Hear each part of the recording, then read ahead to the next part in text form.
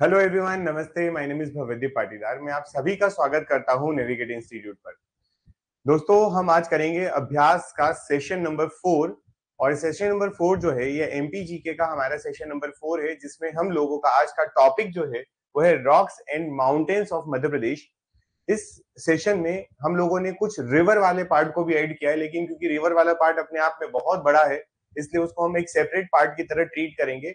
यहाँ पर जो है हम लोग मध्य प्रदेश का जो ज्योग्राफिकल डिवीजन है उसकी भी कुछ बात करने वाले हैं, मध्य प्रदेश में जो रॉक्स का डिस्ट्रीब्यूशन है उसकी भी बात करेंगे, और मध्य प्रदेश के माउंटेन्स की भी यहाँ पर बात करने वाले हैं। तो चलिए स्टार्ट करते हैं इस सेशन को। सबसे पहले पहला क्वेश्चन आपके सामने है, आंसर करिएगा आप। लिखा है, मध्य प्रदेश में आर्कियन चट्टानों का विस्तार किस भाग में पाया जाता है? In which part of the Madhya Pradesh are the Archean rocks found? मतलब आपको ये बताना है जी। Good morning everyone. ठीक है, तो आप बताइए मुझे कि मध्य प्रदेश के कौन से क्षेत्र में आर्कियन रॉक्स जो है वो पाई जाती हैं। ठीक है, आपका ऑप्शन नंबर 1 है, ए है उत्तर पश्चिमी भाग में, मतलब नॉर्थ वेस्टर्न में, बी जो है नॉर्थ पार्ट में, सी अगर बात करें तो ईस्टर्न पार्ट में, और डी जो है वो आपका ऑल ऑफ द अबव। ठीक, अगर इस क्वेश्चन का आंसर आपको करना है तो आप इसको थोड़ा सा इस तरीके से भी देख सकते हैं कि हमने जब ये डिस्ट्रीब्यूशन किया था, जब हमने रॉक्स इन मध्य प्रदेश बताया था, तो आप देखेंगे कि ये कहां पर है। तो आर्कियन क्रम की चट्टान जो आपको दिखाई दे रही है, आपको ये लगभग इस पार्ट में दिखाई दे रही है, और ये आपका यहाँ पर बुंदेलखंड वाला क्षेत्र पड़ता है, जैसा कि आप कह भी रहे हैं मुझे। ठीक है, वहीं पर हम बात करें कि ये थोड़ा सा नॉर्थ वाला पार्ट जो है मध्य प्रदेश का उसमें भी आएगा, और ये वाला सेंट्रल वाला पार्ट भी है। तो अगर इस बेसिस पर इस क्वेश्चन का अगर हम आंसर ढूंढते हैं तो हमें क्या मिलने वाला है? तो ये हमें उत्तर पश्चिमी, उत्तरी भाग, पूर्वी भाग या उपरोक्त सभी, बताइए कहां पर मिलेगा? तो बुंदेलखंड ऑप्शन ही नहीं है। आप बुंदेलखंड ऑप्शन नहीं कर सकते। कुछ स्टूडेंट का आंसर है कि पूर्वी भाग, पूर्वी भाग तो बिल्कुल नहीं है ना, ईस्टर्न पार्ट में तो नहीं है ये, इसलिए इसका आंसर आप बोलेंगे उत्तरी भाग। ठीक है, इसका आंसर आप क्या बोल सकते हैं? उत्तरी भाग। और ज्यादा बेटरली अगर इसका आंसर बताना तो उत्तर पश्चिमी भी बता सकते हैं, क्योंकि अगर आप यहां देखेंगे तो आर्कियन क्रम जो है वो लगभग लगभग यहां पर फैला हुआ दिखाई दे रहा है, इसलिए आप इसको उत्तर पश्चिमी भाग भी बोल सकते हैं। दोनों जगह आपको इसका आंसर सही मिलेगा। ठीक है, कोई स्टैंडर्ड वैसा वाला पार्ट नहीं है, लेकिन फिर भी अगर आप ध्यान रखें, इसका आप करेक्ट आंसर रखें उत्तर पश्चिमी भाग। क्या याद रखें इसको? उत्तर पश्चिमी भाग, क्योंकि नॉर्थ में भी है और थोड़ा सा कहीं ना कहीं आपको पश्चिम में भी दिखाई देता है। ठीक है, दोनों याद रख सकते हैं। अगर आप उत्तरी बोलेंगे तो भी चल जाएगा और उत्तर पश्चिमी बोलेंगे तो भी चल जाएगा। ठीक है, नॉर्थ ईस्ट तो है ही नहीं, नॉर्थ वेस्ट है। ईस्ट का पूरा पार्ट अगर हम देखते हैं तो ईस्ट वाला पार्ट इधर चले जाता पूरा, इधर जहां पर आपको क्या मिलता है? गोंडवाना मिलती है, विंध्यन क्रम और कुड़प्पा क्रम की चट्टानें मिलती है, धारवाड़ मिलता है। इसलिए आप देखें कि आर्किन क्रम की चट्टानें जो है थोड़ी यहाँ पर, और कुछ थोड़ा बहुत पार्ट इसका जो है वो इधर भी आपको मिल जाता है। बता देते हैं आपको। ठीक, ये वाला जो क्षेत्र आपको दिख रहा है कहीं ना कहीं, थोड़ा बहुत यहाँ पर भी आपको इसका पार्ट देखने को मिल जाएगा। तो यहाँ पर मैं एड ऑन कर देता हूं। अगर आपको इस क्वेश्चन के बेसिस पर अगर जाना है तो आप यहाँ पर ऐड कर सकते हैं कि ये वाला जो पार्ट है आपका, जो नीमच मंदसौर के पास में जो क्षेत्र है, जो राजस्थान से लगा हुआ है, इस राजस्थान से लगे हुए क्षेत्र में भी आपको कौन सी चट्टानें मिल जाएंगी? तो आर्कियन क्रम की चट्टानें मिल जाएंगी। ठीक है, चलिए आगे बढ़ेंगे। और नेक्स्ट क्वेश्चन बताइए, मध्य प्रदेश में प्रमुख रूप से किस प्रकार की चट्टानों का विस्तार पाया जाता है? Which type of rocks are predominantly found in Madhya Pradesh? Madhya Pradesh में किस प्रकार की चट्टानें हैं जो पाई जाती है? क्या यहाँ पर आर्कियन मिलती है, क्या यहाँ पर विंध्यन मिलती है, क्या यहाँ पे गोंडवाना मिलती है, या ऑल ऑफ द अबव? तो आपका आंसर आ रहा है ऑल ऑफ द अबव, और ये आपका करेक्ट आंसर भी है। मध्य प्रदेश में इन सभी प्रकार की चट्टानें पाई जाती है। इसका करेक्ट आंसर हो जाएगा आपका ऑल। आगे बढ़ेंगे नेक्स्ट क्वेश्चन की तरफ, लेकिन उसके पहले हमने जो आर्कियन अभी देखा उसके बारे में थोड़ी सी और चर्चा कर लेते हैं कि ये जो आर्कियन क्रम की चट्टानें जो है, ये आर्कियन क्रम की चट्टानें सबसे पुरानी चट्टानें या पहली चट्टानें कहलाती है। ये हमारी अर्थ पर प्रेजेंट रॉक्स में सबसे hardest, one of the hardest rocks की कैटेगरी में आएगी। यहाँ पर जब ये चट्टानें बन रही थी तब कोई लाइफ नहीं थी, और कोई लाइफ नहीं थी इसलिए यहाँ पर कोई फॉसिल नहीं मिलते हैं। ये आपको बुंदेलखंड रीजन, जैसे कि अभी आप आंसर कर रहे थे कि बुंदेलखंड रीजन है, उस वाले क्षेत्र में मिलता है। और साथ में आप इसको भी ऐसा याद रख सकते हैं कि नॉर्थ वेस्ट एरिया में। और यहाँ पर अगर मिनरल की बात की जाए तो पिंक ग्रेनाइट टाइप का जो है आपका वो यहाँ पर आपको मिनरल या रॉक्स या आपके जो नॉन मेटेलिक खनिज जो है वो यहाँ पर मिलेंगे। बेसिक बात है ना। इग्नियस रॉक की कैटेगरी होती है। इवन आर्कियन क्रम की चट्टाने जो होती हैं, आप याद रखें जो आर्कियन क्रम की चट्टाने होती हैं, इन्हें एक नाम और दिया गया है कि आर्कियन क्रम की चट्टाने जो है ना, इन्हें कहा जाता है पेरेंटल रॉक्स। इन्हें क्या कहते हैं?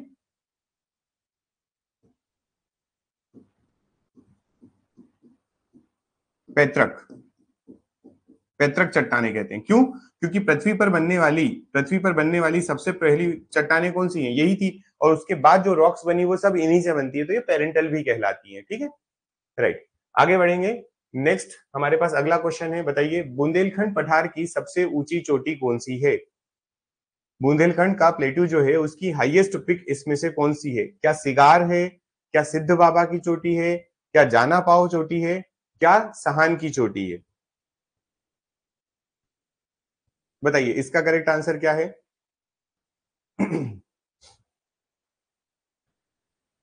सिद्ध बाबा की चोटी, है ना। इसका करेक्ट आंसर जो होने वाला है वो है आपका ऑप्शन नंबर बी, सिद्ध बाबा की चोटी। ठीक, चलिए इनके बारे में और डिटेल में एक ही स्लाइड में सारी बातें कर लूंगा, अभी आप इसको डायरेक्टली इतना ही याद रखें। सहान नहीं है, सिद्ध बाबा की चोटी करेक्ट आंसर है। बुंदेलखंड पठार की सबसे बड़ी चोटी यही है ना। चलिए अब इनके बारे में जो मैंने कहा कि बात करेंगे, तो सबसे पहले आप इसको देख पा रहे होंगे कि अगर हम देखें मध्य प्रदेश की ये चोटियों की सीक्वेंस है ना। यहाँ पर आपको जो हमारे यहाँ की हाईएस्ट पिक्स हैं उन पिक की सीक्वेंस मिलने वाली है। तो पहली जो है सबसे पहली वो है आपकी धूपगढ़।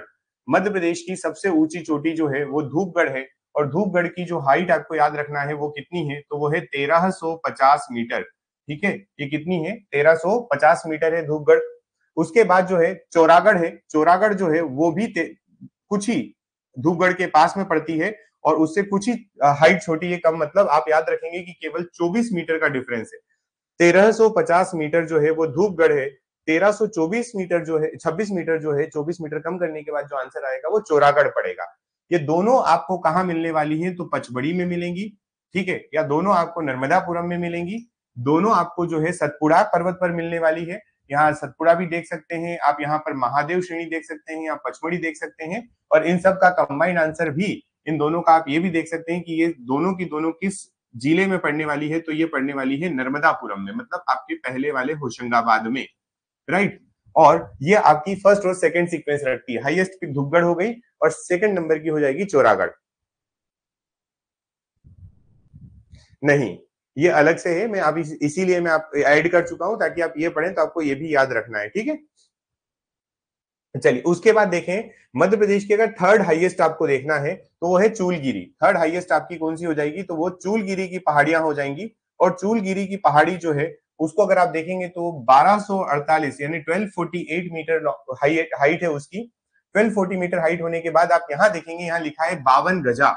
ठीक है, आप लोगों को पता होगा कि बड़वानी जिले के अंतर्गत सतपुड़ा पर स्थित जो हमारा राजपीपला वाला क्षेत्र है, कौन सा वाला क्षेत्र? राजपीपला सतपुड़ा का। उस क्षेत्र में आपको 52 गजा की बहुत बड़ी, 52 गजा एक तीर्थ है, जैन तीर्थ है। यहाँ पर 52 गजा पे भगवान आदिनाथ यानी जो महावीर स्वामी के जो तीर्थंकर की लिस्ट में पहले तीर्थंकर आए, जैन धर्म के तीर्थंकर की लिस्ट में जो पहले तीर्थंकर आए आदिनाथ, उनकी यहाँ पर मूर्ति है जो कि 72 फीट की है। ठीक है, 52 गज लिखा है, 72 फीट की मूर्ति है यहाँ पर। और ये कहाँ पड़ती है? तो बड़वानी में पड़ती है। और पहाड़ी का नाम क्या है, या ये कौन सी पीक है? तो यहाँ पर चूलगिरी पर्वत है या चूलगिरी पहाड़ी है। उसके बाद हमने बात की थी अभी सिद्ध बाबा की चोटी, जो आपने कहा विंध्याचल की या आपके विंध्याचल क्षेत्र की सबसे ऊंची चोटी है बुंदेलखंड की। देखो टीकमगढ़, देखो हाईएस्ट पीक ऑफ बुंदेलखंड, है ना। बुंदेलखंड ये लिखा हुआ है यहाँ पर। टीकमगढ़ कौन से क्षेत्र में आता है? बुंदेलखंड में। तो इसकी हाइट जो है वो है 1172 मीटर। कितनी है? 1172 मीटर सिद्ध बाबा की चोटी है। उसके बाद बात करें, इसके बाद अगली सीक्वेंस में जो है वो कौन है? तो हम याद रखेंगे अमरकंटक। अगला कौन है? अमरकंटक, जहां से नर्मदा मैया, नर्मदा है, सोन है और आपकी जो है जोहिला रिवर निकलती है। अमरकंटक 1036 मीटर का है। अगेन सतपुड़ा पर आएगा और ये सतपुड़ा पर जो है ये मेकाल सीरीज यानी कि सतपुड़ा का ईस्टर्न वाला जो पार्ट है वहां पर मिलेगी। ठीक है, पहले मैं आपको ये भी बता दूं कि हमारे मध्य प्रदेश में दो पहाड़ियां मिलेंगी। एक आपको जो दिखेंगी नॉर्थ साइड में वो आपको दिखाई देंगी विंध्याचल, ये कौन सी हो जाएंगी, ये आप सबको पता है कि ये विंध्याचल है, करेक्ट। उसके बाद हम बात करें कि और इसके साउथ में कौन मिलने वाला है, तो यहां पर हमें मिलता है सतपुड़ा। ठीक, ये जो आपको यहाँ पर पर्वत दिखाई दे रहा है सतपुड़ा पर्वत है। अब सतपुड़ा पर्वत की एवरेज हाइट जो देखा जाए तो वो ज्यादा है। मध्य प्रदेश की 4-5 बड़ी पहाड़ियां, ऊंची पहाड़ियों में सबसे ज्यादा पहाड़ी आपको सतपुड़ा में दिखाई देंगी, विंध्याचल में कम दिखेंगी।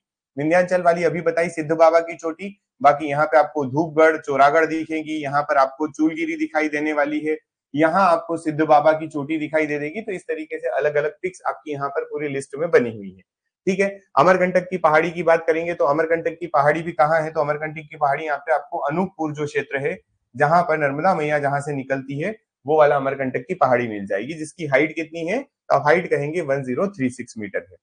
ठीक है, चलिए और आगे बात करेंगे। नेक्स्ट यहां मैं लिख देता हूं, ये अमरकंटक की पहाड़ियां हो गई। इसके बाद नेक्स्ट है हमारा सिगार की पिक। ठीक है, ये बहुत इंपॉर्टेंट है, कई बार पेपर में ये पूछा गया है, सिगार चोटी। ठीक, इस सिगार की चोटी की हाइट भी आपको याद रखना पड़ेगी, 881 मीटर है। ये कहां पर है, तो ये मालवा पर स्थित है और ये मालवा की सबसे ऊंची चोटी है। देखो, मालवा की सबसे ऊंची चोटी, highest peak of Malwa, Malwa वाले क्षेत्र में पड़ती है सिगार। ठीक है, इंदौर के पास में है, ज्यादा दूर नहीं है। और विंध्याचल, क्योंकि ये कौन से पर्वत श्रृंखला के अंतर्गत आएगी, तो आप विंध्याचल यहाँ पर याद रखेंगे।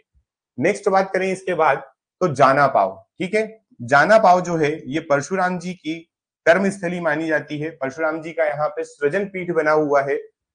ठीक है, आगे बताते हैं। जाना पाव जो है वो 854 मीटर की है, और ये कहां पर मिलेगी आपको, तो ये मिलने वाली है महू में, और ये भी आपकी विंध्याचल के हिस्से पे, मतलब विंध्याचल का ही एक पार्ट है, विंध्याचल पर ही स्थित चोटी है। वहीं पर बात करें हम लोग धार हिल। ठीक है, धार की पहाड़ियां हैं, धार की पहाड़ियों में एक चोटी आपको मिलती है जिसकी हाइट 828 मीटर है, और ये आपको धार डिस्ट्रिक्ट में मिलेगी। वहीं पर एक है हमारे पास धजारी।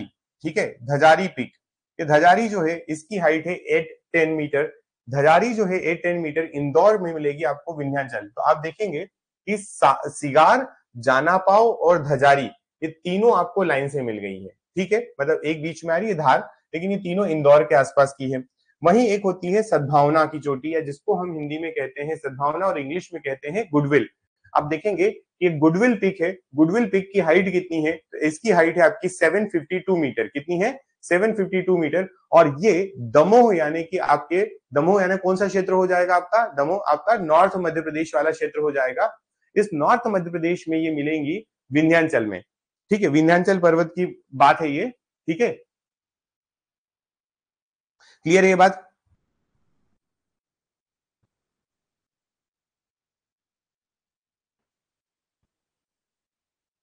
देखो, और ये दमोह की है, विंध्याचल पर है, highest peak of Rewa plateau भी कहलाती है। ठीक है, क्लियर। तो हमारे इस क्वेश्चन का जो आंसर था वो अब आपको शायद मिल गया होगा कि क्या क्या है यहां पर।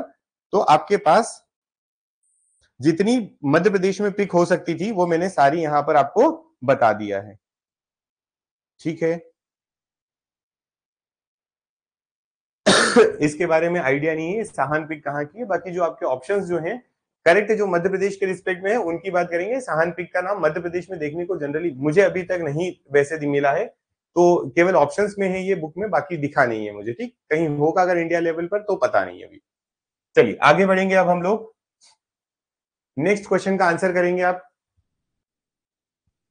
मध्य प्रदेश में धारवाड़ क्रम की चट्टानों का सर्वाधिक विस्तार किन जिलों में पाया जाता है। आ रहा है अभी।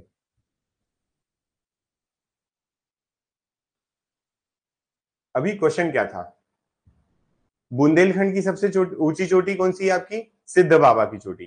ठीक है, और जो आपके यहां पर सिद्ध बाबा की चोटी दे दी आपको, जो विंध्याचल की सबसे ऊंची चोटी पूछी जाती है ना, तो विंध्याचल की सबसे ऊंची चोटी पूछी जाती है तो कई बार उसका आंसर जो है वो आपको बोला जाता है गुडविल पिक, है ना। तो ऑप्शन को देखकर आपको आंसर करना पड़ेगा। यहाँ अभी आते जाओ, 2-4 क्वेश्चन मैंने और लिए हैं, आप आखिरी तक जाते जाते समझ जाएंगे कि याद रखना कि बुंदेलखंड का आंसर मैंने सिद्ध बाबा बता दिया है अभी।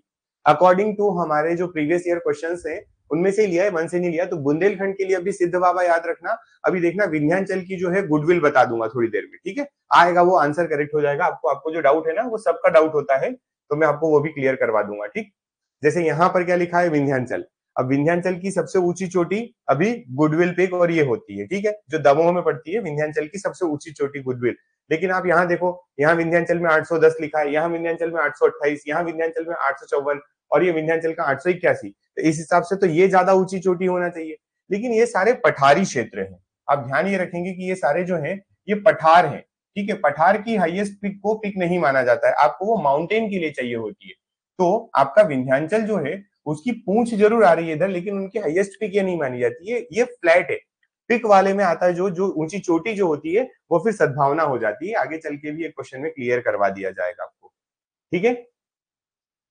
चलिए, इसका आंसर आप लोगों ने मुझे बताया है Balaghat and Chhindwara, A answer, ठीक है। इसका करेक्ट आंसर है ए, क्योंकि हमने देखा कि हमारे मध्य प्रदेश में जो धारवाड़ क्रम की चट्टाने हैं वो आपके दक्षिण पूर्वी क्षेत्र में मिलती है, ठीक है। दक्षिण पूर्वी क्षेत्र में अगर मिलने की बात करें हम लोग, तो दक्षिण पूर्वी क्षेत्र कौन सा हो जाएगा, ये रहा धारवाड़ क्रम की चट्टाने। यहां आप पाएंगे कि आपका बालाघाट वाला क्षेत्र हो गया, और यहाँ पर आपके ये बालाघाट और इसके आसपास के क्षेत्र छिंदवाड़ा वगैरह वाले भी क्षेत्र हो जाएंगे, इसलिए, ठीक है। हाँ, इवन जबलपुर जी आएगा, लेकिन ऑप्शन के अकॉर्डिंग अगर हम देखें, हमारे ऑप्शन के अकॉर्डिंग अगर हम देखेंगे, तो हमें यहाँ पर करेक्ट आंसर जो है वो बताना पड़ेगा बालाघाट और छिंदवाड़ा, जो कि आपने ठीक बताया है, ठीक है। चलिए और आगे बढ़ेंगे, नेक्स्ट क्वेश्चन का आंसर करें। मध्य प्रदेश में बुंदेलखंड पठार के अंतर्गत राज्य का कितना प्रतिशत क्षेत्र सम्मिलित है।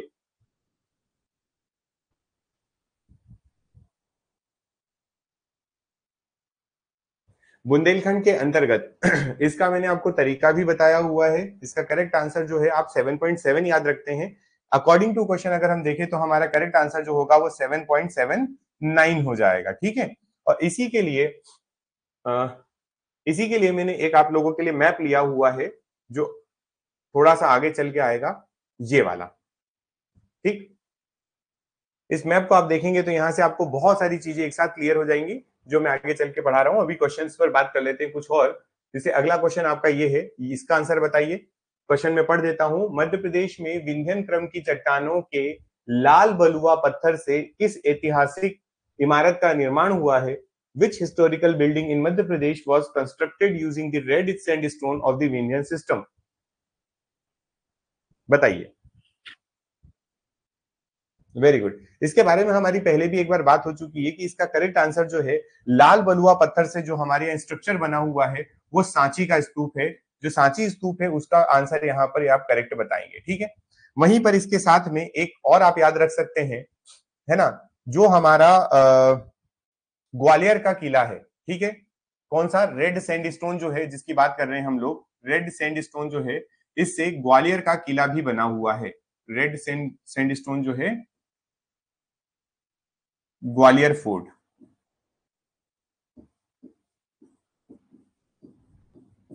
ठीक है। इसी को, ग्वालियर फोर्ट को ही जिब्राल्टर ऑफ इंडिया कहा जाता है, याद रखें, जिब्राल्टर ऑफ इंडिया। एक समय ऐसा हुआ करता था, आप हिस्ट्री में ये बहुत अच्छे से पढ़ेंगे, कि ग्वालियर का किला जो है ये अभेद्य था। इस ग्वालियर के किले को कोई जीत नहीं पा रहा था। सालों साल जो है मुस्लिम आक्रांता इसके बाहर लाइन लगाकर बैठे थे कि ये अब हम जीत जाएं, अब हम जीत जाएं। लेकिन मानसिंह जी और तोमर वंश के जो शासक थे वो काफी तोमर वंश के शासकों ने काफी उनका अपोज किया, और अल्टीमेटली काफी समय बाद जाकर ये कहीं उनके हाथ में आया था, जो आपका ग्वालियर का किला है। ग्वालियर का किला कहाँ है तो सभी को बताने की जरूरत नहीं है, ग्वालियर का किला जो है वो ग्वालियर में ही है।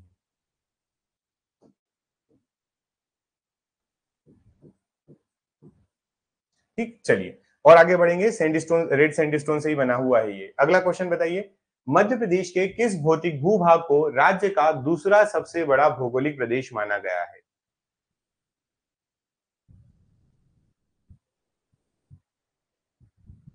हाँ, सारे सारे हिस्ट्री जब पढ़ेंगे तब ऑटोमेटिकली सारे आ जाएंगे। रचना कोठार कहाँ है, जबलपुर में कौन सा है, सब आ जाएंगे, लिस्ट आ जाएगी पूरी, डोंट वरी, है ना।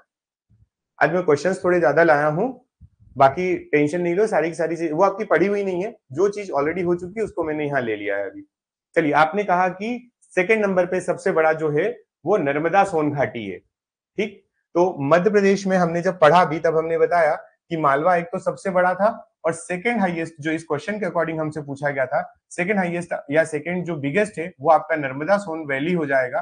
क्योंकि आप लोगों को पता है, हमने याद रखने का तरीका देखा था कि जो मालवा के जस्ट नीचे है वो दूसरे नंबर पे सबसे बड़ा है। ठीक, तो ये देखिए, ठीक, सबसे पहले अगर आप देखें कि आपका मध्य प्रदेश का प्रदेश यहाँ क्यों लिख दिया है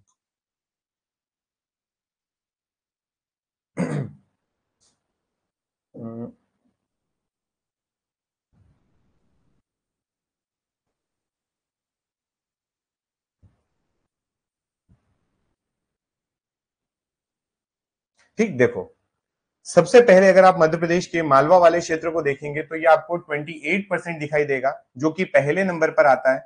उसके बाद हमारा 27 लिखा है, लेकिन एक्चुअल में आप इसको 26% याद रखेंगे। जो दूसरे नंबर पर आने वाला है वो कौन सा है, तो वो है नर्मदा घाटी। ठीक है, नर्मदा सोन वैली या नर्मदा वैली। तीसरे नंबर पे आप देखेंगे आपको सतपुड़ा दिखाई देगा, और सतपुड़ा जो है वो 11% में है। फिर उसके बाद हम बात करते हैं चौथे नंबर पे हमारे मध्य भारत का पठार आ जाता है, जो कि आपका 10.7% पे है। पांचवें नंबर पर जो है हमारे पास आ जाता है रीवा पन्ना का पठार। रीवा पन्ना का पठार कितने परसेंट पर है, तो 10.3% पर रीवा पन्ना का पठार आपको दिखाई देगा, है ना। ये आपका कौन सा नंबर हो जाएगा, तो चौथा नंबर, पांचवा नंबर हो जाएगा ये। ठीक है, फिर उसके बाद बुंदेलखंड का पठार आ जाएगा, जो कि छठे नंबर पर आ जाएगा। और सातवें नंबर पर मध्य प्रदेश का सबसे छोटा भूभाग जो 7% लेकर बैठा है, वो बघेलखंड का पठार है। ठीक है, तो आपके लिए ये सारे जो है पठार आपको याद रखना है, इतने इतने सीक्वेंस है इनकी। आप ये भी याद रखें कौन से नंबर पे आता है। अगर सीक्वेंस जमाने को आ जाएगी तो भी आप बता देंगे आई थिंक। ठीक है, अरे नहीं, क्लासेस होंगी, बट एक्चुअली क्या है कि आप लोगों ने जो अभी तक पढ़ा है, जितना आपका ज्योग्राफी और पॉलिटी हो चुका है, उनके ही सेशन में यहाँ ले रहा हूं। जब हम ज्योग्राफी और पॉलिटी कंप्लीट कर लेंगे सेशन वाइज, तब फिर हम वापस उसको आगे कंटिन्यू करेंगे, इकोनॉमिक्स, हिस्ट्री। रीजन ये है कि मैंने बीच में कुछ सेशन लिए थे in selection series. Selection series में जब मैंने सेशन लिए थे तो मैं 3 या 4 क्वेश्चन, मतलब हर सेशन में ऐसे निकाल के ला रहा था जहां आपको डाउट हो रहा था इन पॉलिटी। तो मुझे वहां से समझ में आया था, और कुछ स्टूडेंट भी है जैसे आदित्य हो गया, रवि, इन लोगों ने जब मेरे साथ लाइव थे भी ये लोग, तो इन्होंने बोला भी कि सर ये जो ऑब्जेक्टिव सेशन है ये बहुत ज्यादा जरूरी हो रहा है। तो अब मैं, क्योंकि ऐसा तो कर नहीं सकता कि मैंने आज आपको इकोनॉमिक्स पढ़ा दी और होल्ड करने के बाद फिर से मैं सेशन ले आऊं, तो मैं अभी रुका हूं थोड़ा सा, है ना। सारी क्लासेस आपकी पूरे सिलेबस के अकॉर्डिंग होगी। आप ये समझिए कि आपको डबल चीजें मिल रही हैं। ये मेरा पार्ट बिल्कुल नहीं था, ये मैंने बिल्कुल मीना सर पे छोड़ा हुआ था, लेकिन अब ये खुद मैं अपने ऊपर ले रहा हूं कि मुझे ये सारी बातें खुद को ही पढ़ाना पड़ेंगी, क्योंकि मीना सर को नहीं पता कि मैंने कंटेंट में आपको क्या क्या प्रोवाइड कर दिया और मुझे कौन सी चीज कहां पर कब आपको कोरिलेट करके बताना। आप देख रहे होंगे ये चीज भी मैंने आपको पहले बताई। आप देखना, मैंने आपको जो है ये वाला पार्ट जो है, ये वाला पार्ट भी मेरा ही पढ़ाया हुआ है, ये वाला पार्ट भी मेरा ही पढ़ाया हुआ है, तो मेरी फाइल मेरे पास ही रहेगी। अगर कोई क्वेश्चन आता है जिसका आंसर मुझे किस तरीके से करना है, तो वो मैं ही बता पाऊंगा, इसलिए मैं ये ले रहा हूँ। ठीक है, और उस इस बीच क्या होगा, जैसे कुछ स्टूडेंट्स जो हैं वो बहुत लेट ज्वाइन किए हैं, तो उन लोगों के लिए टॉपिक बाय टॉपिक हर 1-2 दिन में आपको इतना मैं टाइम भी दे रहा हूँ पढ़ने का कि आप भी प्रिपेयर करें। लगभग 50-60 इंपॉर्टेंट क्वेश्चन जो है वो मैं ले रहा हूँ, और उसके रिलेटेड 50 फैक्ट्स और हम बात कर लेते हैं, तो आपके पास 100 क्वेश्चंस का बंच हो रहा है हर टॉपिक, एक या दो टॉपिक को मिलाकर। तो ये आप लोगों के लिए ना एग्जाम की प्रिपरेशन है। आप सिलेबस तो रिवाइज करोगे ही करोगे, साथ में ऑब्जेक्टिव भी करिए। आपकी क्लासेस जो चल रही हैं वो चलेंगी, और जो आपके ऑब्जेक्टिव सेशन है ये उस जो आपको पढ़ाया गया है, जो आपके सेशन क्लासेस ऑलरेडी हो चुकी है उनका है। फिर जब मैं इकोनॉमिक्स पढ़ाऊंगा, इकोनॉमिक्स के जब मेरे टॉपिक कंप्लीट हो जाएंगे, तो मैं इकोनॉमिक्स का भी अभ्यास सेशन लूंगा। फिर जब आपको ट्राइब्स पढ़ाई जाएंगी, ट्राइब्स का जब सेशन हो जाएगा, तो ट्राइब का भी मैं आपको वहां पर जो है आपका अभ्यास सेशन लूंगा, और फिर करंट अफेयर का भी। तो डोंट वरी, आप बस अभी पूरा मेरे साथ पहुंच जाएं जहां तक मैं सिलेबस करवा चुका हूं। ठीक है, चलिए आगे बढ़ते हैं। नेक्स्ट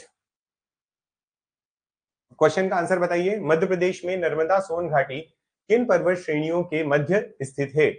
नर्मदा सोन घाटी जो है वो किन पर्वत श्रेणियों के मध्य स्थित है, आपको बताना है। विंध्याचल एवं पश्चिमी घाट, Vindhyachal and Satpura, Vindhyachal and eastern Ghat यानी पूर्वी घाट, और विंध्याचल एंड अरावली। ठीक है, तो इसका करेक्ट आंसर जो है नर्मदा सोन वैली की अगर हमने बात की, तो देखो आप यहां पर देख पा रहे हैं ये नर्मदा सोन वैली है। अब उसके ऊपर ये मध्य प्रदेश में आपको यहां पर दिखाई दे रही है विंध्याचल, और यहां पर दिखाई दे रही है सतपुड़ा। तो अगर इस क्वेश्चन का आंसर हमें बताना है तो हम बताएंगे कि विंध्याचल और सतपुड़ा के बीच में हमें मध्य प्रदेश में नर्मदा सोन वैली दिखाई देती है। ठीक, इसका करेक्ट आंसर क्या हो जाएगा? तो विंध्याचल एंड सतपुड़ा हो जाएगा। नेक्स्ट क्वेश्चन का आंसर करेंगे, मध्य प्रदेश के किस पठार के अंतर्गत राज्य का सबसे ऊंचा चचाई जल प्रपात है? Which plateau in Madhya Pradesh contains the state's highest Chachai waterfall? पहली बात ये कि ये क्वेश्चन जो है थोड़ा सा गलत है, क्वेश्चन ही गलत है, क्योंकि यहां पर जो लिखा है हाईएस्ट वाटरफॉल, मध्य प्रदेश का हाईएस्ट वाटरफॉल ये है ही नहीं। ये आप सब लोग भी जानते हैं, मध्य प्रदेश का सबसे ऊंचा जलप्रपात ये नहीं है। ठीक है, तो फिर क्या है सर? तो पहली बात तो आप मुझे आंसर करिए, आपको मैं पढ़ा चुका हूं कि मध्य प्रदेश का सबसे ऊंचा जो है वाटरफॉल वो कौन है? वेरी गुड, मेरे पास आंसर भी आ गया है। मध्य प्रदेश का सबसे ऊंचा या highest waterfall of Madhya Pradesh जो है, आप मुझे उसकी रिवर का भी नाम बताएंगे, आप मुझे उसकी लोकेशन भी बताएंगे और आप मुझे उसकी हाइट भी बताएंगे। Highest waterfall of Madhya Pradesh अगर आपसे क्वेश्चन पूछा जाता है, तब आप इसका जो आंसर करेंगे वो मैं बताता हूं आपको कि आंसर आपको करना है यहां पर बहुटी। ठीक है, बहुटी। अब ये बहुटी जो है, इसके बारे में मैंने कहा आपको मुझे रिवर का नाम बताना, हाइट बताना है, तो हाइट भी आ चुकी है, 198 मीटर्स जो है इसकी हाइट है। लोकेशन भी बताएंगे। रिवर के नाम आप दो याद रखेंगे यहां पर, सेलार या ओड्डा।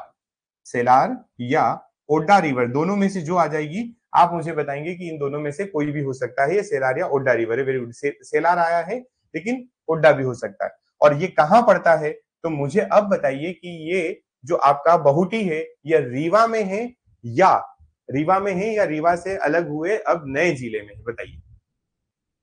मऊगंज में।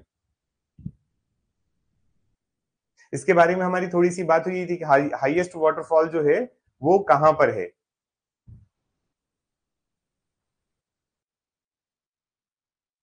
बताइए। रिवर सेलार है, राइट आंसर है। सेलार या ओड्डा भी बोलेंगे तो भी चलेगा। अब रीवा में है या मऊगंज में है? मऊगंज में है ये। ठीक है,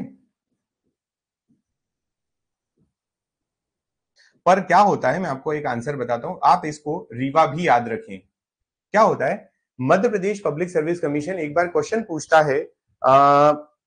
पूछता है कि निवाड़ी के बारे में, नहीं ओरछा के बारे में, और तब तक निवाड़ी बन चुका था, लेकिन ओरछा का जिला जो है, ये एमपीपीएससी का क्वेश्चन है या व्यापम का है, आई डोंट नो एग्जैक्टली, मुझे याद नहीं है, लेकिन निवाड़ी बन चुका था। निवाड़ी जो टीकमगढ़ से अलग हो चुका था, लेकिन उन्होंने जो क्वेश्चन पूछा ओरछा का और उसमें टीकमगढ़ जिला दिया, इसलिए अभी मेरा ये कहना है कि आप इनके दोनों आंसर याद रखें, मऊगंज भी रखें, रीवा भी रखें, दोनों तो नहीं आएंगे ये डेफिनेट है। पर अभी जो मेरा क्वेश्चन था उसके अकॉर्डिंग मैं आंसर करूं तो इसका करेक्ट आंसर कौन सा? हमारा जो चचाई है वो भी आपके रीवा पन्ना प्लेट्यू के अंतर्गत ही पड़ता है, और जो आपका बहुटी है वो भी यहीं पड़ता है। अच्छा, रीवा पन्ना चचाई जो है, चचाई के बारे में भी अगर आप बात करें तो चचाई जो है इसकी हाइट जो है वो 130 मीटर्स है। चचाई की हाइट कितनी है? 130 मीटर्स। और ये कौन सी रिवर पर है? तो ये बीहड़ रिवर पर है। ठीक है, और जिले का नाम याद रखना हो तो जिला इसका रीवा याद रख लेना। ठीक, ये चचाई के बारे में भी इंफॉर्मेशन, क्योंकि ये भी काफी ऊंचा जलप्रपात है, मध्य प्रदेश में कम ही ऐसे इतनी हाइट वाले जलप्रपात है, तो उसमें ये भी है, तो याद रखें इनको। ठीक, चलिए आगे बढ़ेंगे नेक्स्ट क्वेश्चन की तरफ। बताइए। हाँ, ओरछा निवाड़ी में आता, लेकिन क्वेश्चन के अकॉर्डिंग उन लोगों ने टीकमगढ़ बोल दिया था, यही बता रहा हूँ। जबेरा का गुंबद, जबेरा डोम जो है वो कौन से पठार में स्थित है? एक प्लेस है, कुछ फैला हुआ एरिया है, मतलब कुछ किलोमीटर्स बाय किलोमीटर में फैला हुआ एरिया है, ये रीवा पन्ना क्षेत्र के अंतर्गत आता है। रीवा पन्ना का पठार जो है उसके अंतर्गत आता है। अगर आपको इसका नहीं पता है तो एक वर्ड याद रखिए, जबेरा का गुंबद कहाँ है? तो रीवा पन्ना के पठार के अंतर्गत। ठीक, नेक्स्ट बताइए, मध्य प्रदेश में विंध्याचल पर्वत श्रृंखला के अंतर्गत सबसे ऊंची चोटी कौन सी है? अब आई थिंक आदित्य का क्वेश्चन का आंसर यहां से क्लियर होने वाला है। जैसा कि मैंने आपको कहा था कि जब कभी, अब मैंने मन से नहीं बनाया, लेकिन आपका कंफ्यूजन भी अपनी जगह ठीक है, जब कभी वो बुंदेलखंड देता है, ठीक है, जब कभी क्वेश्चन में पूछा जाता है कि बुंदेलखंड की सबसे ऊंची चोटी, ठीक है, और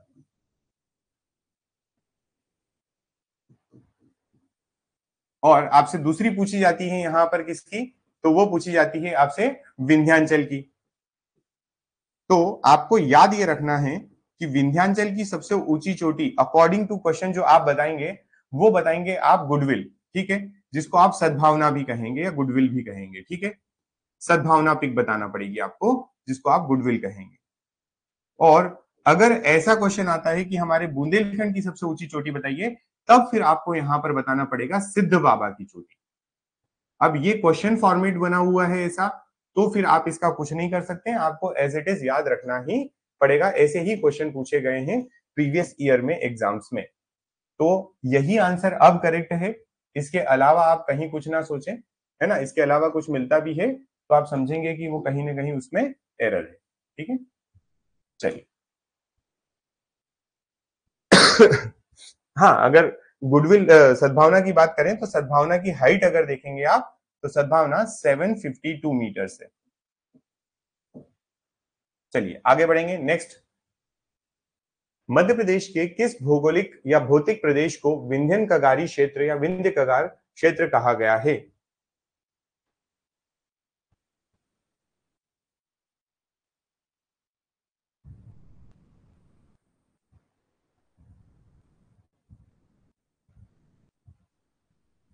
क्या आदित्य ये समझाऊं कि पिक का मतलब क्या होता है और प्लेटू का मतलब क्या होता है? पिक का मतलब होता है कोई ऊंचाई वाली चोटी, ऐसी जहां पर आपको शार्प हाइट मिलती है, और पठार का मतलब होता है कुछ ये वाला क्षेत्र, ठीक है। पठार का मतलब जो ऊपर से थोड़ा फ्लैटेंड हो, ठीक है।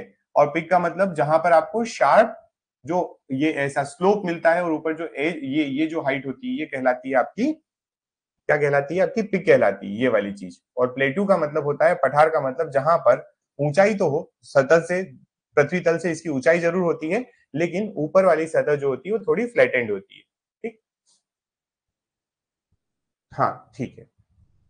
बट आप एग्जैक्टली ना, एक सेकेंड फिर से मैं बोल रहा हूं, आप एग्जैक्टली इसको ऐसे याद रखें।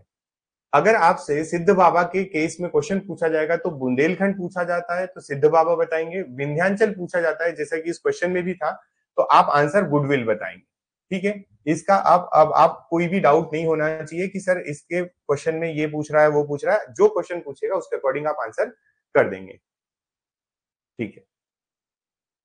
इसका आंसर विंध्यन कगारी वाले क्षेत्र का आपने मुझे बताया कौन सा है, तो बी आंसर आया मेरे पास। यस, रीवा पन्ना के पठार को, रीवा पन्ना के प्लेटू को विंध्य कगारी क्षेत्र कहा जाता है, तो बी करेक्ट आंसर है इसका। चलिए और आगे बढ़ेंगे, नेक्स्ट क्वेश्चन का आंसर करिए।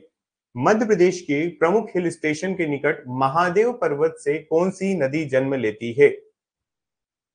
महादेव पर्वत से कौन सी नदी जन्म लेती है? तो आप देखो, इसमें से आप देखेंगे करेक्ट आंसर कौन सा है। एलिमिनेशन प्रोसेस भी लगा सकते हैं और आप डायरेक्टली आंसर भी कर सकते हैं। यस, आपके सतपुड़ा के पास से, या सतपुड़ा और होशंगाबाद वाले क्षेत्र के पास से तवा रिवर निकलती है, और जो आपका सतपुड़ा वाला क्षेत्र है वहीं से इसका उद्गम भी है, तवा, ठीक है। Very good. चलिए, तवा के बारे में एक फैक्ट याद रखें कि तवा जो है वो नर्मदा की सबसे बड़ी ट्रिब्यूटरी है ना। लॉन्गेस्ट एंड बिगेस्ट भी हो जाएगा, लॉन्गेस्ट एंड बिगेस्ट।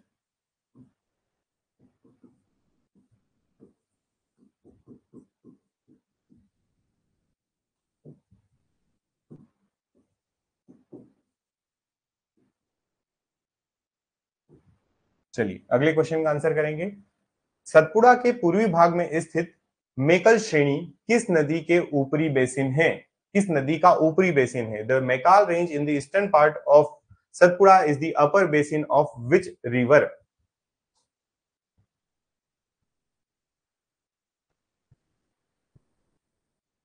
अच्छा, इस चीज को ना यहां से आपको थोड़ा सा ये भी याद रखना है। क्यों? क्योंकि वो खुद कह रहा है कि आपके सतपुड़ा जो है उसका ईस्टर्न पार्ट जो है उसमें मेकल आती है, ठीक है। मेकल है ये वो कह रहा है, तो ठीक है, वो बोल रहा है तो हम डायरेक्ट याद रखें ना, उसने कहा हमें कि सतपुड़ा के ईस्टर्न पार्ट में मेकल रेंज आती है, ठीक है। चलिए अब बताइए, बी भी आंसर आया है और डी भी आया है, और फिर आंसर चेंज हो गया है, डी कहा गया है।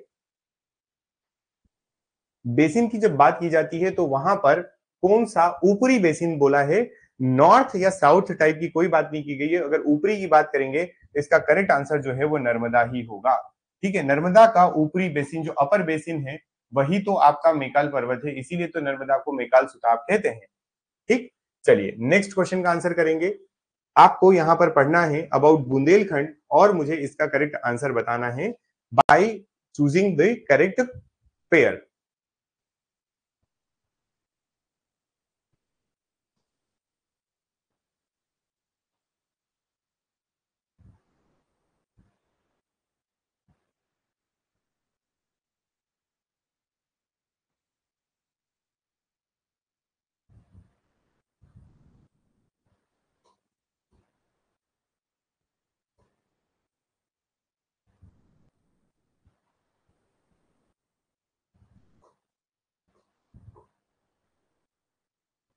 चलिए, बुंदेलखंड की जब बात की जा रही है तो इसमें कौन कौन सी चीजें सही है उनकी जब बात करते हैं हम लोग, तो अभी आपने कहा कि बुंदेलखंड वर्ड जब आता है तो हम सिद्ध बाबा की चोटी का आंसर करेक्ट मानते हैं। ठीक है,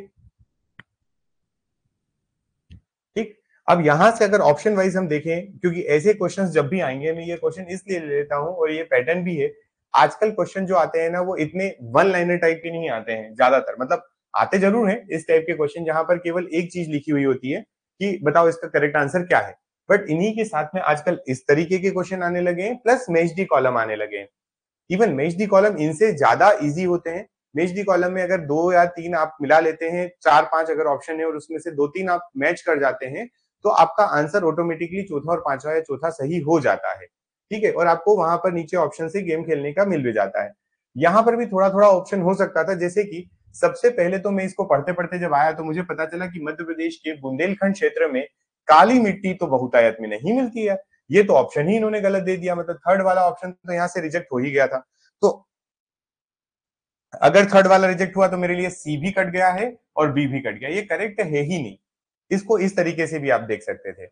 अब जब मैंने देखा कि क्या यहाँ पर इस क्षेत्र में धसान, उर्मिल और केन टाइप की रिवर आपको दिखाई देती, यस, बुंदेलखंड की तो केन जो है और जो उर्मिल रिवर है ये प्रमुख नदियां हैं, तो ऑप्शन नंबर 4 भी करेक्ट है। तो क्या मैं ये कह सकता हूं कि इसका पहला आंसर सही है? नहीं, चौथा जहां करेक्ट है वो करेक्ट है, इसका मतलब मुझे इसका आंसर जो है बिना पहला ऑप्शन देखे या उसके बारे में विचार विमर्श किए मुझे यहां बताना पड़ेगा कि इसका करेक्ट आंसर कौन सा है। तो इसका करेक्ट आंसर डी हो जाएगा। और इसी वजह से फर्स्ट ऑप्शन भी इसका करेक्ट है, सेकंड ऑप्शन भी करेक्ट है। इस पठार का जो स्लोप है वो नॉर्थ की टूवर्ड्स है, तभी तो आप देखेंगे कि जो उर्मिल रिवर है वो मध्य प्रदेश और यूपी की रिवर है। ठीक है ना। हाँ, उस क्षेत्र की नदियां जो है ऑटोमेटिक पता चलेगी। केन रिवर जो आप देखेंगे कि केन बेतवा लिंक प्रोजेक्ट जब आपको बताया गया, तो बेतवा रिवर जो है वो तो आपकी बुंदेलखंड की जीवन रेखा, मैंने आपको कल परसों भी ये बात बताई। बुंदेलखंड की बात चल रही है, अब ऐसा तो होगा नहीं कि पाकिस्तान की रिवर केन और आपके ऑस्ट्रेलिया की रिवर बेतवा को दोनों को आप मर्ज करके उनका एक रिवर लिंक प्रोजेक्ट बनाएंगे। कहीं ना कहीं केन और बेतवा पास में होंगी तभी उनका रिवर लिंक प्रोजेक्ट चला होगा। शिप्रा में आप सोन नदी को तो नहीं मिला सकते थे, इसलिए शिप्रा के साथ में जो पास में नर्मदा रिवर थी जिसमें पानी था, तो उनका रिवर लिंक प्रोजेक्ट आया। तो इस तरीके से दिमाग लगा सकते हैं कि बुंदेलखंड की अगर जीवन रेखा बेतवा है, बेतवा के साथ में केन रिवर का वहां पर अगर हमने बताया कि रिवर लिंक प्रोजेक्ट चल रहा है, तो केन रिवर कहीं ना कहीं बुंदेलखंड की है। उर्मिल रिवर जो है ये उर्मिल रिवर भी नॉर्थ साइड ही होगी। रीजन बिकॉज कि उर्मिल रिवर मध्य प्रदेश और उत्तर प्रदेश का कंबाइंड प्रोजेक्ट बनाती है। उर्मिल रिवर पर जो उर्मिल परियोजना है तो ये भी वहीं मिलेगी। और इससे केन और उर्मिल को जब हम देखते हैं तो ये नॉर्थ की साइड फ्लो करती है, विच मीन्स कि इस पठार या इस प्लेटू का जो स्लोप है वो नॉर्थ की साइड है। दैट्स वाई रिवर का फ्लो जो है उत्तर की तरफ है। दूसरा, अभी हम थोड़ी देर पहले पढ़ के आए कि सिद्ध बाबा, सिद्ध बाबा जब भी वर्ड आता है या बुंदेलखंड जब वर्ड आता है तो सिद्ध बाबा को पिक करना होता है हमें। तो बी भी करेक्ट हो गया, वन भी करेक्ट हो गया, टू भी करेक्ट हो गया, फोर भी करेक्ट हो गया, थ्री इज रॉन्ग, क्योंकि यहाँ पर काली मिट्टी नहीं पाई जाती। काली मिट्टी आप सब जानते हैं कि काली मिट्टी जो है वो आपके मालवा के पठार और नर्मदा सोन वैली में आपको दिखाई देती है और महाराष्ट्र वाले क्षेत्र में भी काफी मिलेगी। ठीक, चलिए नेक्स्ट क्वेश्चन पर बढ़िए, आगे देखिए, इसका आंसर करिए मुझे। मध्य प्रदेश के उत्तर मध्य भाग में किस पठार का विस्तार पाया जाता है? In which part of the Madhya Pradesh is Bundelkhand plateau located? Oh, यार ये थोड़ा सा ना,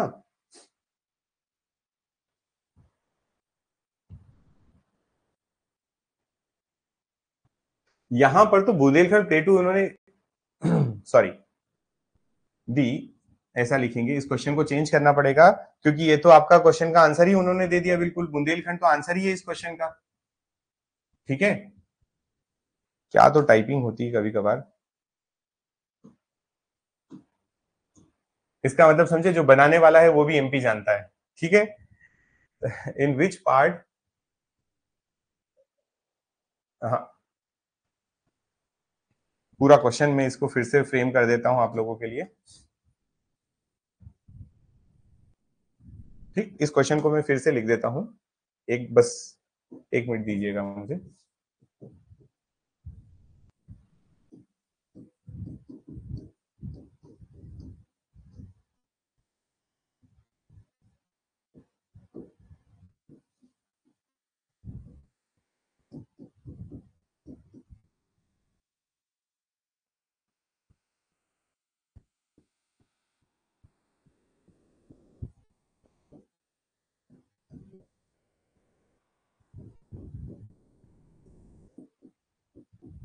ठीक, तब इसका करेक्ट आंसर, जैसा कि आप आंसर दे चुके हैं, बुंदेलखंड प्लेटू इसका करेक्ट आंसर हो जाएगा। ठीक है, बुंदेलखंड प्लेटू जो है, आप ऑप्शन से भी देख सकते थे कि बुंदेलखंड प्लेटू इसका करेक्ट आंसर है। ठीक,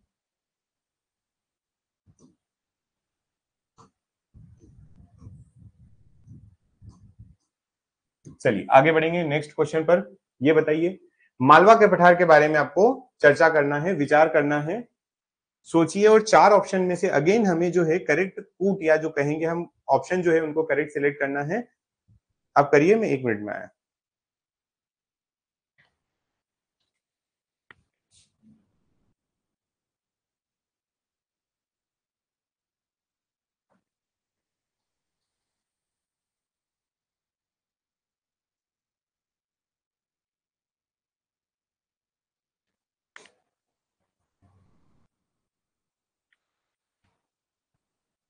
चलिए, आपने मुझे सी आंसर किया है, इसका मतलब आप कहना चाह रहे हैं कि पहला और दूसरा गलत है। चलिए देख लेते हैं। यस, सेकंड जो है ऑलरेडी, ये तो रॉन्ग हो ही गया, अभी थोड़ी देर पहले हमारे सामने से क्वेश्चन निकला, इसका मतलब सेकंड इसका करेक्ट आंसर तो नहीं है। ठीक है, दूसरा वाला जो है वो गलत है।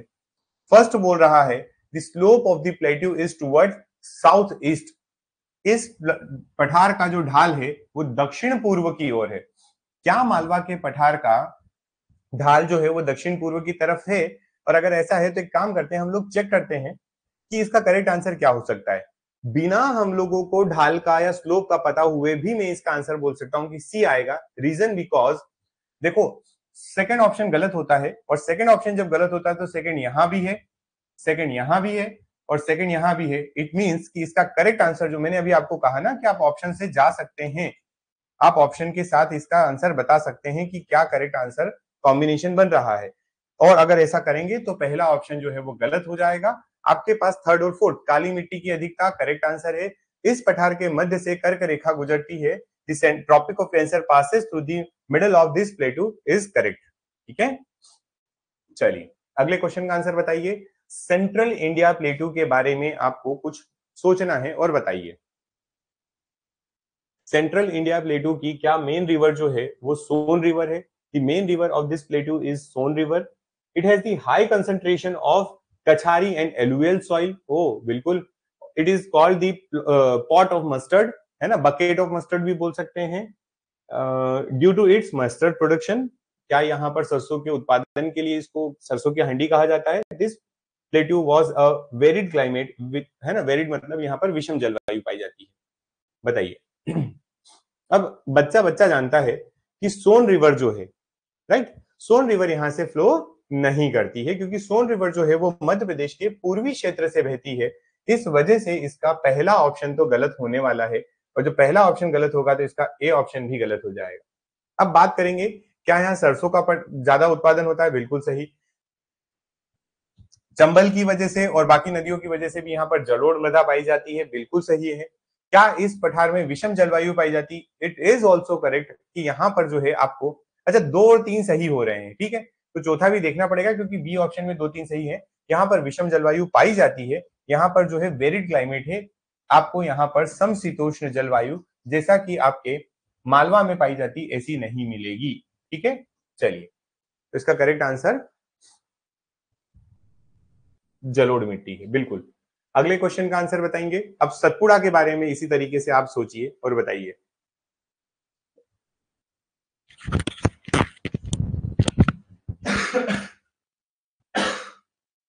सॉरी,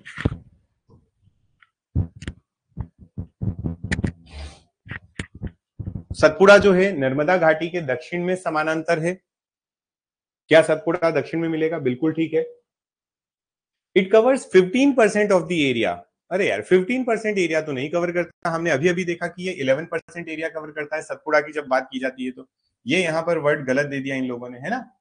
ठीक है, फिर हम बात करें इस क्षेत्र में दूधी, तवा, देनवा। हाँ, हमने देखा कि नर्मदा की दूधी, तवा, शक्कर, है ना, बारना, हथनी, इस सारी रिवर जो है ये नर्मदा की सहायक नदियां हैं। और अगर नर्मदा के पास में सतपुड़ा है तो कहीं ना कहीं इसी क्षेत्र से प्रवाहित होने वाली नदियां आपको दूधी, तवा मिलेंगी। इस पठार में छिछली, काली और लेटेराइट मिट्टी। अब जब बात करते हैं हम लोग शेलो ब्लैक की, इसकी बात करते हैं हम लोग कि शेलो ब्लैक मिलने वाली है यहाँ पर, शेलो ब्लैक सॉइल और लेटेराइट सॉइल। तो आप देखेंगे मध्य प्रदेश का पूर्वी क्षेत्र जो है वहां पर आपको बालाघाट के आसपास लेटेराइट मिट्टी मिलेगी और छिछली, काली मिट्टी आपको पश्चिमी मध्य प्रदेश में मिलेंगी। मतलब पहला पार्ट भी सही है, थर्ड पार्ट भी सही है, फोर्थ पार्ट भी सही है। इसका करेक्ट आंसर आप चूज जब करेंगे तो आप करेंगे 1, 3 एंड 4। ठीक, वेरी गुड। चलिए, इसका मतलब आप पढ़ के आए हैं, ये तो क्लियर है। अगला अब रीवा पन्ना के बारे में आपको सेम बताना है। लिखा है मध्य प्रदेश के कुल क्षेत्रफल का यह 10.36% है। बिछिया और केन जैसी नदियां यहां से प्रवाहित होती है और इस पठार में चूना पत्थर, गेरू, हीरा उत्पादक क्षेत्र है। रीवा पन्ना पठार, बताइए क्या कहना चाहते हैं इसके बारे में। ये जो लिखा है ये टोन्स, ये यहाँ पर टॉस नहीं है ना, ये कोई क्रिकेट का मैच नहीं चल रहा कि यहाँ पे टॉस वगैरह हो रहा है। ये टोन्स रिवर है। या आपको मैंने पहले एक दिन बताया था कि टोन्स रिवर का ही दूसरा नाम तमसा नदी है। अब इसका करेक्ट आंसर आपने चूज करके मुझे बताया है कि D is the correct answer और आपका आंसर भी सही है। डी इसका करेक्ट आंसर है। ये जितने भी पॉइंट्स यहाँ दिए गए हैं वो सही, सभी अपनी अपनी जगह पर सही है। ठीक है, ये भी सही है, ये भी सही है, ये भी सही है। नेक्स्ट, अगला क्वेश्चन। अब आपको नर्मदा सोन घाटी के बारे में बताना है। क्या यह 26% पर है? क्या सिंध, पार्वती, शिप्रा नदियां यहां से प्रवाहित होती है? क्या गेहूं, चना, गन्ना का उत्पादन अच्छा खासा होता है? बताइए इसका correct answer. Narmada Son valley, Narmada Son घाटी।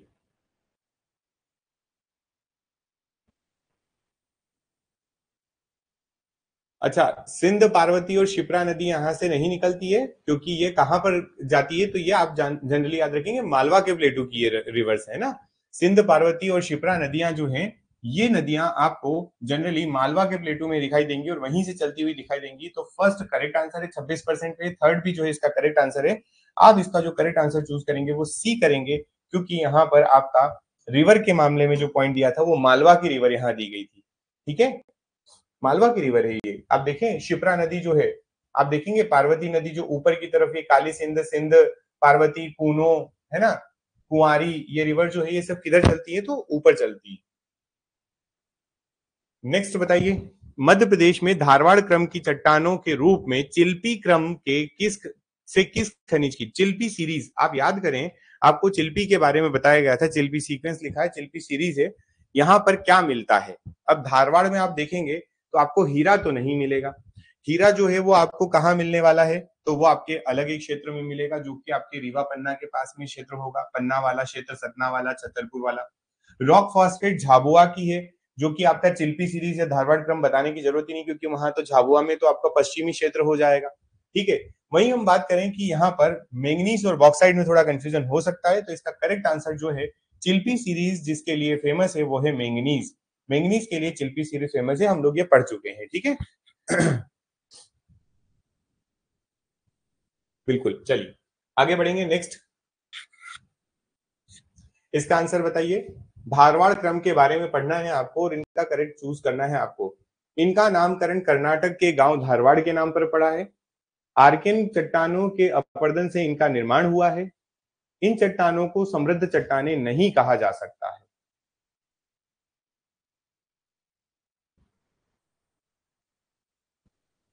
बताइए इसका करेक्ट आंसर क्या है? क्यों 1 और 2 आप आंसर कर रहे हैं? आर्कियन के अपरदन से बना है, क्या ये समृद्ध चट्टानें नहीं है?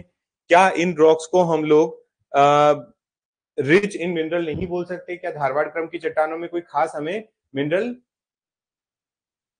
नहीं मिलते? बताओ, मिनरल होते हैं बोल रहे तो फिर आंसर करेक्ट क्या होगा? सही कूट का चुनाव करना है ना।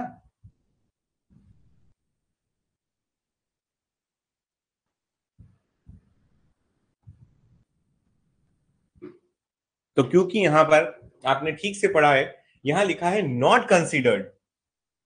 अरे यार, यहाँ एक वर्ड लिखा है नॉट कंसीडर्ड, ठीक है, नहीं कहा जा सकता है, क्योंकि इन्होंने मना कर दिया इसलिए ये ऑप्शन गलत हो गया, है ना। क्योंकि ये जो है ये चट्टाने काफी ज्यादा रिच इन मिनरल है। तीसरा वाला जो है वो नहीं लिखने की वजह से इनकरेक्ट हो रहा है, इसलिए पहला और दूसरा बिल्कुल करेक्ट है।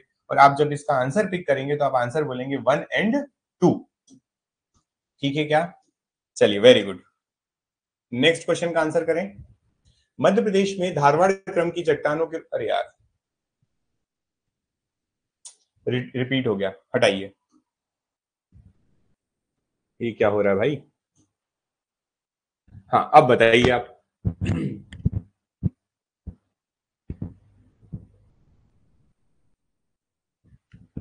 1 सेकेंड, है ना, रिपीटेड क्वेश्चन जो है वो ये है और ये भी रिपीटेड, ठीक है। ये मध्य प्रदेश में कोयला किन चट्टानों में पाया जाता है? गोंडवाना क्रम की चट्टानों में। किसमें मिलता है? गोंडवाना क्रम की चट्टानों में आपको ये कोयला मिलता है।